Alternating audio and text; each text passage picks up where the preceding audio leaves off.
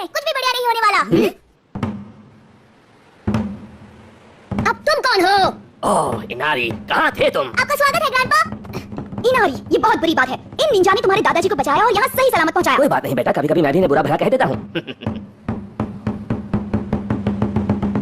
Mom आप जानती हो ना, ये लोग नहीं बचेंगे। गाटो और उसके आदमी लौट आएंगे और इनको खत्म कर देंगे। अरे क्या बोल रहा है? तुझे पता भी है कि एक सुपर निंजा किसे कहते हैं? वो सिर्फ मैं ही हूँ। बहुत जल्दी मैं होकागे बनने वाला हूँ। ये गाटो वाटो जो भी है, उसका मुझ जैसे असली हीरो से कभी कोई मुकाबला नहीं होगा। हाँ, हीरो वीरो जैसी कोई चीज नहीं होती। तुम्हारे सारे आइडियाज फेल हो जाएंगे।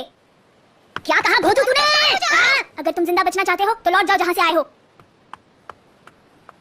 इनारी रुको, कहाँ जा रहे हो? समंदर की लहरें देखने। मैं अकेला रहना चाहता हूँ। मुझे माफ करना। वो पिद्दी घोचू खुद को समझता क्या है? मैं अभी उसे उसकी जगह दिखाता हूँ।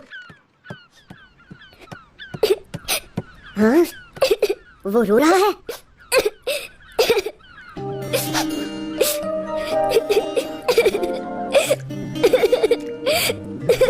नहीं डैड नहीं।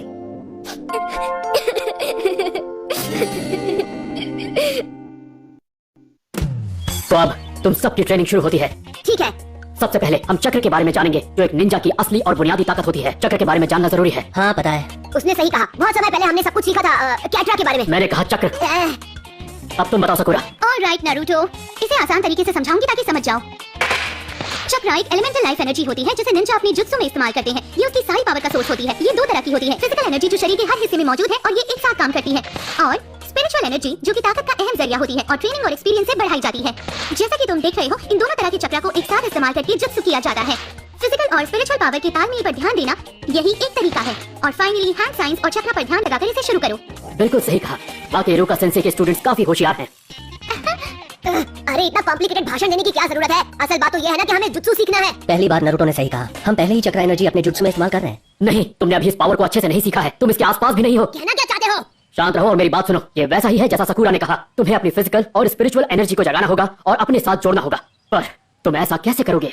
हर जुत्सु को अपनी जरूरत के हिसाब से अलग अलग तरह के चक्र की जरूरत होती है। तुम्हें उन्हें सही तरीके से चुनना और जोड़ना आना चाहिए। अभी तक तुम इसका इस्तेमाल सिर्फ अंदाजे से कर रहे थे, अब सही से करोगे।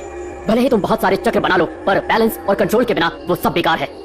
जुत्सु बिल्कुल भी काम नहीं करेगा। वो तुम्हारे लिए एक मजाक बन जाएगा। इस तरह तुम अपनी काफी एनर्जी बर्बाद कर दोगे। चक्र खत्म होते ही तुम जरा सा भी नहीं लड़ पाओगे और दुश्मन का निशाना बन जाओगे। तो फिर इसे बदला कैसे जाए? इतनी मेहनत से ट्रेनिंग करो कि चक्र कंट्रोल करना तुम्हारी फितरत बन जाए। इस गोल को हासिल करने के लिए तुम्हें अपनी जिंदगी को बदलना होगा। हमें असल में करना क्या होगा? पेड़ पर चढ़ाई। पेड़ पर चढ़े? बिल्कुल सही कहा, पर सिर्फ एक नियम है, बिना हाथों के चढ़ना है। क्या मजाक कर रहे हैं? बिल्कुल नहीं, मुझे देखो।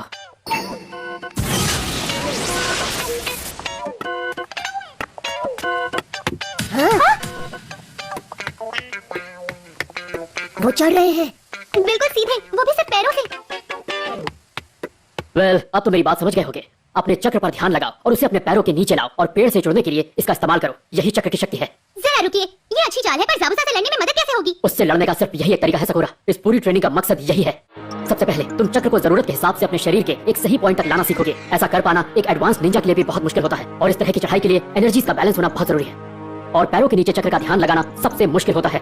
तो अब मेरी बात समझ में आ रही है? अगर तुम ये सीख गए तो तुम्हें कभी कोई नहीं हरा पाएगा, जब तक वो तुम्हारी जितना ताकतवर ना हो।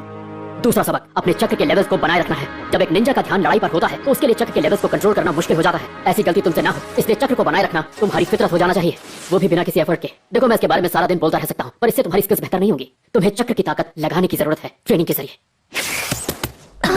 बुनाई का इस्तेमाल करके इस पेड़ पर वहां पे निशान लगाओ जहां तक तुम बिना हाथों के इस पेड़ पर चढ़ सकते हो। फिर अगली बार अपने निशान से ऊपर का निशान लगाना, फिर उससे आगे, फिर उससे भी आगे। सबसे पहले तुम्हें पेड़ की तरफ भागना है ताकि तुम्हारी रफ्तार तुम्हें जितना हो सके ऊपर पहुंचा दे, जब तक तुम इसे सीख नहीं जाते। तैयार हो? मैं तो कब का तैयार हूँ। ये तो मेरे बाएं पैर का खेल होगा, यकीन करो। याद है आपने क्या कहा था सेंसे? मैं इनसे ज्यादा सीख गया हूँ। पर अभी तो तुम मुझे सिर्फ बड़बोले लग रहे हो। जो कह रहा हूँ उस पे फोकस करो। वैसे उन्होंने कहा तो था। ओके, सबसे पहले मुझे अपने चक्र को अपने पैरों की तरफ लाना है। लो, हो गया।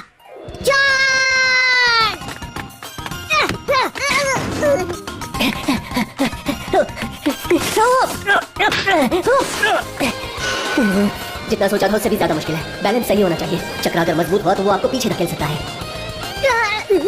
अगर ये मजबूत नहीं हुआ तो तुम नीचे गिर जाओगे, नारुतो की तरह। जैसा मैंने सासुके और नारुतो से उम्मीद की थी वैसा ही हुआ।